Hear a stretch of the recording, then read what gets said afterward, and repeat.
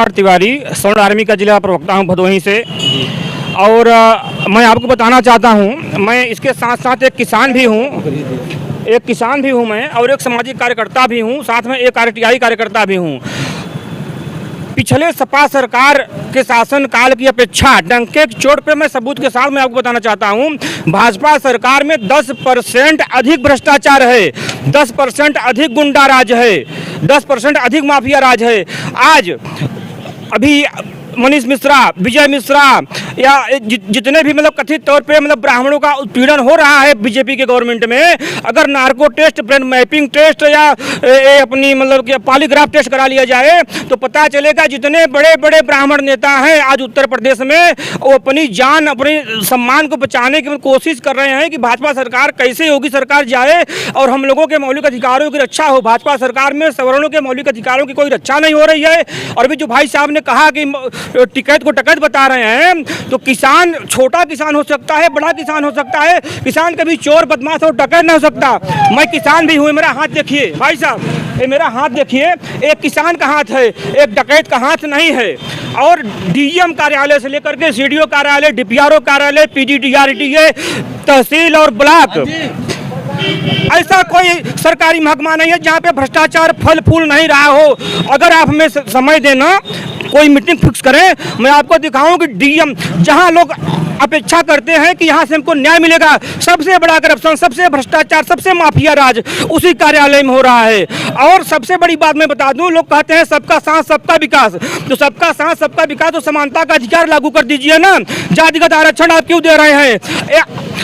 जाति के आधार पे, धर्म के आधार पे आप कानून क्यों बना रहे हो? हमारे गांव का एक अंधा आदमी सुरेश तिवारी दोनों आंखों से अंधा है, उसके ऊपर SC ST 3 285, 286, 332, 504, 506 तमाम प्रकार की धाराएं ना उज्जैन। अभी मैं न्यायालय से आ रहा हूँ, आज आप जाइए SC ST के न्यायालय में जाइए, वहाँ बड़े बड़े मतलब 72% जनप्रतिनिधि, बड़े बड़े मतलब लोग बता रहे हैं आपको ना, जो अपना जीवन सम्मान के साथ नमक रोटी खा करके जीना चाहते हैं। आज SC ST में इतनी निशंसता, इतना मतलब अमानवीकरण मोदी ने कर दिया है केवल वोट बैंक की राजनीति के कारण, कि अगर किसी ने कोई SC समाज का आदमी केवल कह जा करके कह देखा हमको जासूसी शब्दों से गाली दिया, हमको मारपीट किया, भाई साहब अगर आप गरीब आदमी हैं, आपके पास 1,50,000 रुपए जेब में नहीं है ना, आपकी जमानत नहीं होगी, आपने जो गुनाह किया नहीं है उस गुनाह के लिए, उस गुनाह के अपराध के लिए आप 4-4, 6-6 महीने जेल में सड़ेंगे। और हो न हो 10-10 साल, 5-5 साल के बाद लोग निकल रहे हैं। विष्णु तिवारी उसका जीता जागता उदाहरण है, मेरे गांव का सुरेश तिवारी उसका जीता जागता उदाहरण है। और अभी इसी भदोही के SC ST न्यायालय में मुकदमा चल रहा है, एक औरत है, ब्राह्मण की औरत है, घुघट काट के जाती है बेचारी, 3 महीने का लड़का लेकर के। ठीक है, मतलब कोई, हम जानते हैं कि जहाँ ब्राह्मण है वहीं दलित बस्ती है, लेकिन कोई आदमी किसी के दरवाजे पे जाके गाली गलौज नहीं देगा। और अगर गाली गलौज दे भी रहा है तो उसके खिलाफ क्या IPC विश्वास नहीं है आपका?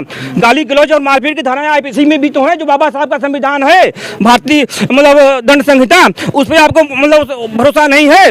केवल मतलब ब्राह्मणों को, क्षत्रियों को या देश की जो सम्मानित जनता है उसको जलील करने के लिए, अपमानित करने के लिए आप SC तो ये सारे सुधार कौन सा आपको लगता है कि कौन सा नेता सुधारेगा ये सब चीजें? देखिए, कोई राजनीतिक नेता इसका सुधार नहीं कर सकता जब तक इस देश की 72% जनता, यह केवल स्वर्ण आर्मी या सवर्णों की लड़ाई नहीं है, जब तक हमारे देश की 72% जनता अपने अधिकारों के प्रति जागरूक नहीं होगी और वो सड़क से लेकर संसद तक आंदोलन नहीं करेगी, तब तक ऐसे काले कानून दिन ब दिन बढ़ते जाएंगे, इनमें विकृति आती चली जाएगी, निशंसता बढ़ता चला जाएगा। इसका कोई उपाय नहीं है। केवल ब्राह्मणों, क्षत्रियों, वैश्यों के द्वारा इस लड़ाई को नहीं जीता जा सकता। यह देश सबका है, सब लोग आपस में मिल करके जिस दिन आवाज उठाएंगे बिल्कुल बचाएंगे।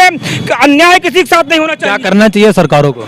देखिए, सरकारों को नहीं, जनता को चाहिए कि कोई भी सरकार हो, सपा हो, बसपा हो, भाजपा हो, कांग्रेस हो, जो सरकार वोट बैंक की बलवेदी पे जनता के मौलिक अधिकारों की हत्या करती है, जनता के मौलिक अधिकारों का हनन करता है, लोगों के मान सम्मान के साथ खिलवाड़ करता है, उसका बहिष्कार करना चाहिए। वोट बैंक की राजनीति तो सारी पार्टियां करती हैं सर।